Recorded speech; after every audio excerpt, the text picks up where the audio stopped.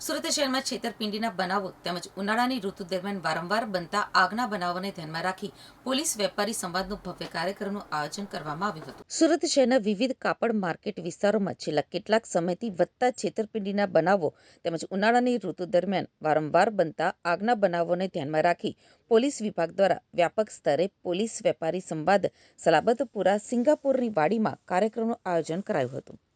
આ કાર્યક્રમનો મુખ્ય હેતુ વેપારીઓને સુરક્ષા અંગે જાગૃત બનાવવો, ગુનાખોરી સામે સાવચેત રાખવો અને આપત્તિજનક પરિસ્થિતિઓમાં યોગ્ય પ્રતિસાદ માટે તૈયાર કરવાનો હતો. આ કાર્યક્રમમાં પોલીસ વિભાગના ઉચ્ચ અધિકારીઓ, વિવિધ કાપડ માર્કેટ એસોસિએશનના પ્રતિનિધિઓ તેમજ મોટી સંખ્યામાં વેપારીઓ ઉપસ્થિત રહ્યા હતા. આ કાર્યક્રમની શરૂઆતમાં પોલીસ અધિકારીઓએ વર્તમાન સમયમાં વધતા ગુનાઓ અંગે વિગતવાર માહિતી પણ આપી હતી અને ખાસ કરીને વેપારીઓને નિશાન બનાવતી છેતરપિંડીની નવી પદ્ધતિઓ વિશે અવગત કર્યા હતા.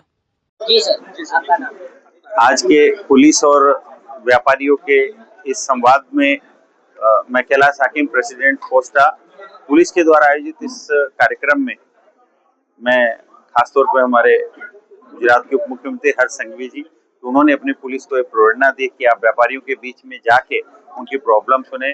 मैं हमारे पुलिस कमिश्नर श्री अनुपम सिंह जी गहलोत, हमारे सेक्टर श्री बलराम जी मीणा और सभी डीसीपी और सभी पुलिस के पीआई श्री और अधिकारीगण, आप लोगों के द्वारा जो आज ये अनोखी और अद्भुत पहल की गई है, इससे व्यापारी और हमारे आप पुलिस और व्यापारी के बीच में एक गैप कम होगा.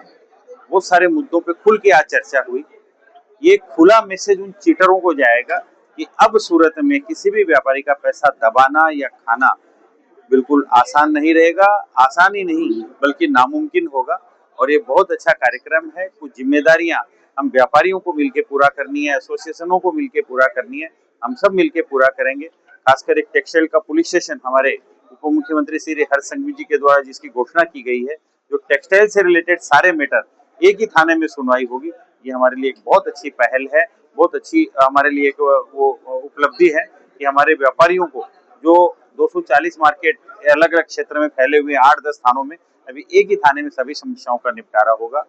प्रिवेंशन बेटर देन क्योर, ये स्लोगन हर जगह लागू होता है. अभी डीसीपी जॉइंट सीपी सर ने कहा, हम लोग पहले हमें बातों का ध्यान रखना पड़ेगा, अवेयर रहना पड़ेगा.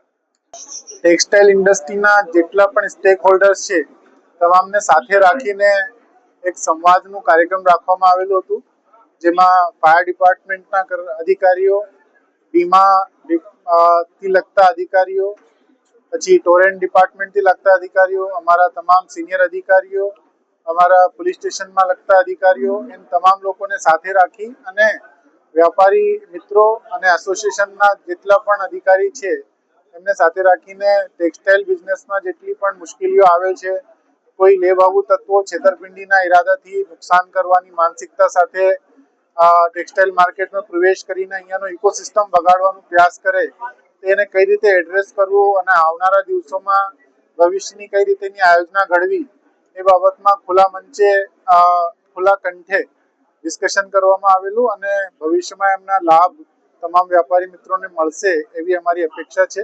અને એ પ્રકારની સૂચનાઓ અને આયોજના પણ અમે પોલીસ તરીકે કરી રહ્યા છીએ. માનનીય કમિશનર સાહેબની પણ કટિબદ્ધતા છે કે આ ઇકોસિસ્ટમને બગાડનાર અથવા તો કોઈ પણ છેતરપિંડીની માનસિકતા સાથે એમાં પ્રવેશ કરનાર વ્યક્તિ હોય, દેશના કોઈ પણ ખૂણે હોય, અમે એને ત્યાંથી શોધી લાવી અને આ રીતેનું કાયદાનું સબક શીખડાવીશું કે બીજી વખત ક્યારેક છેતરપિંડી